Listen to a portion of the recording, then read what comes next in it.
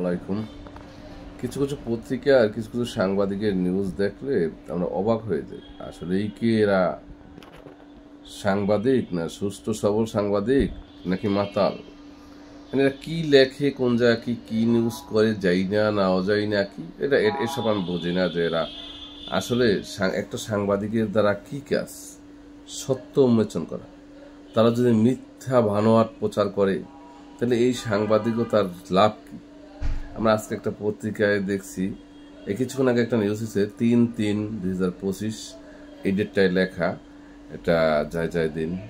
তো অনেকগুলো পত্রিকা আছে, আবার ওই যে যমুনা নিউজেরও অনেক সময় দেখা গেছে যে কিছু পর্দার আড়াল থেকে ওইটায় ওই যে ওই ইয়াটা পত্রিকার একটা লোগো দিয়ে বা ওই টেলিভিশনের একটা লোগো দিয়ে যে কোনো ভুয়া নিউজ তৈরি করে দেয়। তো সেরকমটা ওটা মনে হইল না। ওই যে ইতে তারা ওই পত্রিকাটায় শিরোনাম লেখছে, ইতে জাতীয় নাগরিক কমিটিতে যোগ দিচ্ছেন ভিপি নূর। তো এরা কি আসলে পাগল না মাতাল বলুন? সে একটা দলের প্রধান এবং নিবন্ধিত একটা দলের প্রধান না, এবং সেই দলটা 64 জেলায় পৌঁছে গেছে, থানা ইউনিয়ন পর্যায়ে, ওয়ার্ডেও কিছু হয়েছে। সে এত তৃণমূল পর্যায়ে উঠে আসা, রাজপথ থেকে উঠে আসা একটা রাজনৈতিক দলের একজন নেতা, সে একদম ছোট করে একটা শিরোনাম দিয়ে দিছে, ভিপি নূর যোগ দিছে জাতীয় নাগরিক কমিটি।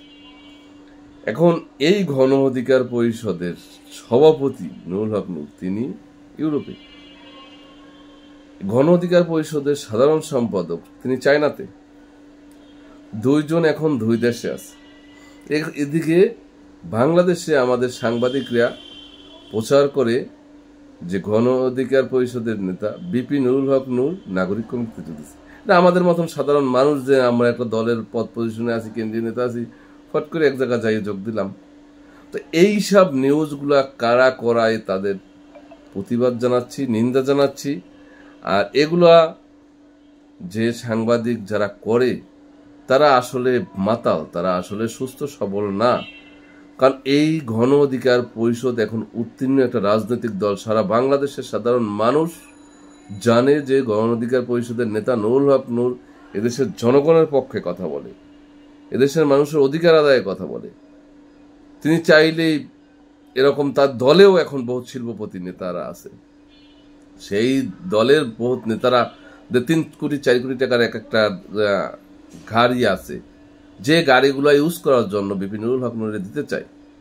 কিন্তু তিনি তার সাধারণভাবেই চলাফেরার অভ্যাস, তিনি তার সাধারণ সেই ছোট গাড়ি নিয়েই চলাফেরা করেন।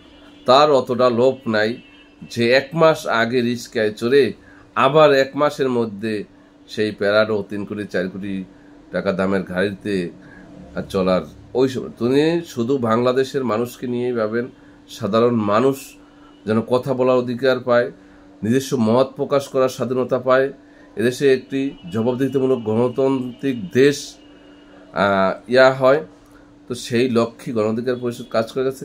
আপনারা যারা এই নিউজগুলো দেখেন, এই নিউজগুলো দেখে বিভ্রান্তি হবেন না, এটা কোনো আসল নিউজ না। বাংলাদেশ জননেতা নুরুল হক নূর বাংলাদেশে নেই এবং আমাদের সাধারণ সম্পাদকও নেই।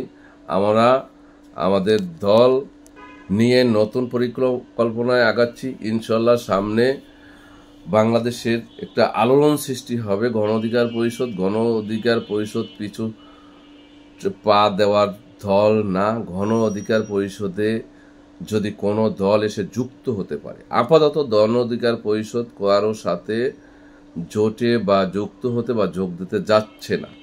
ধন্যবাদ। আসসালামু আলাইকুম।